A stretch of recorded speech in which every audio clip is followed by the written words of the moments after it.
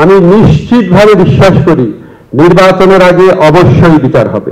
আগামীতে বাংলাদেশে যে নির্বাচন হবে, আমাদের প্রচেষ্টা আছে এটা বাংলাদেশের ইতিহাসে শ্রেষ্ঠতম নির্বাচন হবে। কথায় কথায় বাংলা ছাড়, বাংলা কি তোর বাপ দাদার। এই দেশ, এই আমার দেশ, এই দেশ বাংলাদেশ।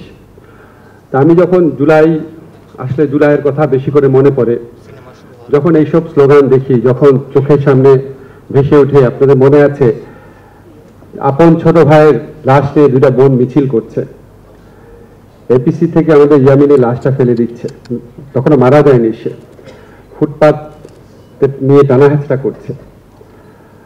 একটা বাবা রাস্তার মধ্যে যারা চিৎকার করছে যে আমি নামলাম, সব বাবা নেমে আসে। একটা মা পানি ডিস্ট্রিবিউট করছে, মাদ্রাসার ছেলেরা যুদ্ধ করছে, আমাদের যারা রিক্সা চালান তারা যুদ্ধ করছে, তারা রিক্সার গদির উপর দাঁড়িয়ে স্লোগান দিচ্ছে। আমার মনে হয় না বাংলাদেশের জীবনে কোনোদিন এত মহাকাব্যিক কোনো ঘটনা ঘটেছে।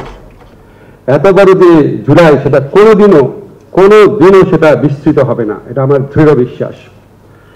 এবং বাংলাদেশের জুলাই কখনো ব্যাহত হবে না, এটাও আমার দৃঢ় বিশ্বাস। আমি জানি, ধরেন আপনাদের জায়গা যখন আমি ছিলাম, সরকারের দায়িত্ব পালন করতে পারতাম না, সব কথা আমি বলতে পারতাম। আমরা সব কথা বলতে পারি না, কিন্তু আপনাদেরকে একটা জিনিস বলি, আমাদের আসলে খুব বেশি হতাশ হওয়ার কারণ নাই। আমি আপনাদেরকে বলি, আমরা যখন সরকারের দায়িত্ব নিয়েছিলাম, আমাদের চিন্তা ছিল বিচারের কথা, সংস্কারের কথা, আমাদের জুলাইয়ের ভাইদের পুনর্বাসনের কথা, আর তারপর সুষ্ঠু নির্বাচনের কথা। আজকে আমি জানি আপনাদের বিচার নিয়ে অনেক প্রশ্ন আছে, কিন্তু আপনাদেরকে আমি নিশ্চিত করি বিচার পূর্ণ গতিতে চলছে, বিচার পূর্ণ মাত্রায় দৃশ্যমান আছে। আপনারা সবাই টেলিভিশন ফুটেজে দেখতে পাচ্ছেন। এখন ধরেন আমি আইন মন্ত্রণালয়ের দায়িত্বে আছি, আমি যদি বলি এই মাসের মধ্যে বিচার হয়ে যাবে, আমি জানি ভিতরে তথ্য তো আমি জানি, আমার টিমের প্রস্তুতি তো আমি জানি, এটাকে আমার জন্য শোভনীয় হবে? আমাদের তো বিচারটা গ্রহণযোগ্য করতে হবে, আমাদের বিচারটা প্রচন্ডভাবে গ্রহণযোগ্য করতে হবে। শেখ হাসিনার ফ্যাসিস্ট যে দল, সেই দলের লোকজন হাজার হাজার কোটি টাকা নিয়ে বসে আছে। এই বিচারের প্রতিটা জিনিস পুঙ্খানুপুঙ্খভাবে তারা তদন্ত করে তারা বিশ্ববাসীকে বিভ্রান্ত করার চেষ্টা করবে, বাংলাদেশের মানুষকে বিভ্রান্ত করার চেষ্টা করবে। ফলে আমরা সর্বোচ্চ মানের শ্রেষ্ঠ একটা বিচার করতে চাচ্ছি, এবং আপনারা নিশ্চিত থাকেন, আপনাদের হতাশ হওয়ার কোনো কারণ নাই। আজকে আমাদের শহীদ পরিবার যেটা বলেছে, আমি নিশ্চিতভাবে বিশ্বাস করি নির্বাচনের আগে অবশ্যই বিচার হবে। ঠিক আছে? আমাদের যে সংস্কারের কথা আছে, দেখবেন আমরা নিজেরা হতাশা ব্যক্ত করি, কিন্তু আপনারা নিজেরা চিন্তা করে দেখেন তো, এখন পর্যন্ত যে এই ব্যাপারগুলোতে ঐক্যমত প্রতিষ্ঠিত হয়েছে, সেটা হচ্ছে সংসদীয় কমিটির নেতা থাকবেন বিরোধী দল থেকে, সরকারের যে প্রধান থাকবেন তার মেয়াদ হবে 10 বছরের, তারপর আমরা উচ্চ কক্ষ নিয়ে আলোচনা করছি, পিআর হয়ে যাবে আমি দৃঢ়ভাবে বিশ্বাস করি। আর্টিকেল 70-র যুগান্তকারী পরিবর্তন হয়েছে। আমাদের এই যে 4টা অ্যাচিভমেন্টের কথা বললাম, আরো কয়েকটা আছে, আমার এই মুহূর্তে মনে পড়ছে না।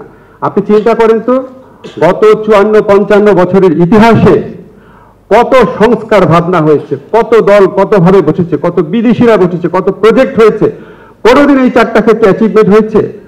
আমি মনে করি এটার পাশাপাশি পিআর, উচ্চকক্ষে পিআর, এটার পাশাপাশি যখন আমাদের কনস্টিটিউশনাল কমিশন হবে, যে আমরা নির্বাচন কমিশন, আমরা পাবলিক সার্ভিস কমিশন, আমরা এই ধরনের কয়েকটা নিয়োগ হবে সাংবিধানিক কমিশনের মাধ্যমে, আমি মনে করি ইনশাআল্লাহ এগুলি হবে, এবং এর ফলে বাংলাদেশের চেহারা আমরা যতটা আশা করি ততটা না হোক অনেকটাই পরিবর্তিত হবে, যেটা আগে কখনো হয় নাই। আমাদের অনেকের হতাশা আছে, আমাদের যারা শহীদ পরিবার আছে, যারা আহত আছে, ওনাদের পুনর্বাসন নিয়ে। এটা একটা মানে আমার কাছে মাঝে মাঝে মনে হয় ওনাদের পুনর্বাসন শব্দটাও বোধহয় অ্যাপ্রোপ্রিয়েট না। যেই স্যাক্রিফাইস ওনারা করেছে, কোটি কোটি টাকার অনুদান, 10-12 জনকে চাকরি দিয়েও কোনোদিন আমরা তাদের ঋণ শোধ করতে পারবো না। কিন্তু একটা জাতির নিজের কাছে একটা বিবেক বোধ থাকে, একটা মনে হয় একটা কৃতজ্ঞতা বোধ থাকে, সেখান থেকেও এখন পর্যন্ত যেটুকু হয়েছে আপনারা খেয়াল করে দেখেন, আমরা অ্যাটলিস্ট 95%কে আইডেন্টিফাই করতে পেরেছি, তালিকাভুক্ত করতে পেরেছি। ওনাদেরকে খুব ডিটেইল বলতে চাই না, আপনারা জানেন সবাই, অনেক কিছু করা হয়েছে, আরো অনেক কিছু করা হবে। নির্বাচনের লক্ষ্যে আমরা বলতে চাই আপনাদেরকে, ইনশাআল্লাহ আগামীতে বাংলাদেশে যে নির্বাচন হবে, আমাদের প্রচেষ্টা আছে এটা বাংলাদেশের ইতিহাসে শ্রেষ্ঠতম নির্বাচন হবে।